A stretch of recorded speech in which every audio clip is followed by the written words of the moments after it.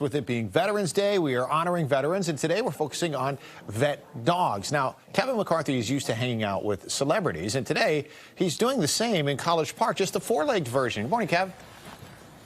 This is 100% correct. Good morning to you, Steve. Before I get to our guest, I just do want to mention that my grandfather, Irving Weiner, was a World War II veteran. He passed away earlier this year. I just wanted to say I love you, Grandpa, and I know my mom watches in the morning here. It's her father, so I love you, Grandpa, and he was an incredible man, World War II veteran. But now, since it is Veterans Day, we are here having a celebration of what service you provide for veterans, which is incredible. I'm here with retired U.S. Air Force Master Sergeant Deana Stone. Good morning to you. Good morning. It's so honored to be here. I'm here with Biscuit as well, who is 3.5 months old, I believe. He is. Cool. All right, so tell us all about America's Vet Dogs, because basically this is a service that you're providing to train dogs to help veterans who need the support. Yes. So America's Vet Dogs is a not-for-profit organization, and we place individually trained service dogs with veterans with a whole host of potential disabilities. Biscuit.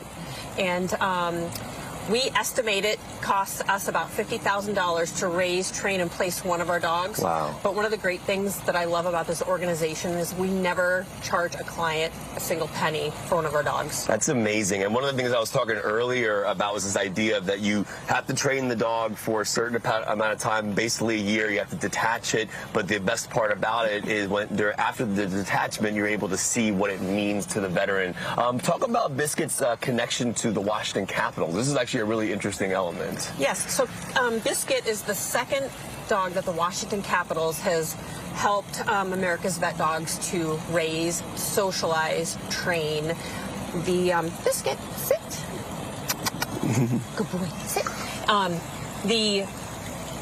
What they provide us is just so valuable. They allow us to get our organizational name, the America's Vet Dogs name out there, our mission out there to let hopefully veterans in need can hear about us through such a large platform. Right. And understand that they can come to us and really get an amazing amount of help from their dog. And so the dogs go to so Biscuit, for example, goes to the games, interacts with the players, getting that socialization element. Talk about, in your time, when you were actually, as we mentioned, you're a retired U.S. Air Force Master Sergeant. In that time period, you did work with military dogs in some capacity. I did. For my first 12 of my 20 years, I worked, trained and handled police canines.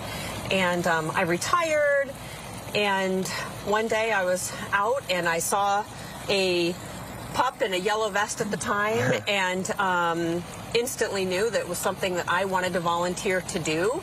And went home that night, filled out the application. My husband's head was spinning, I think, because I was moving so fast.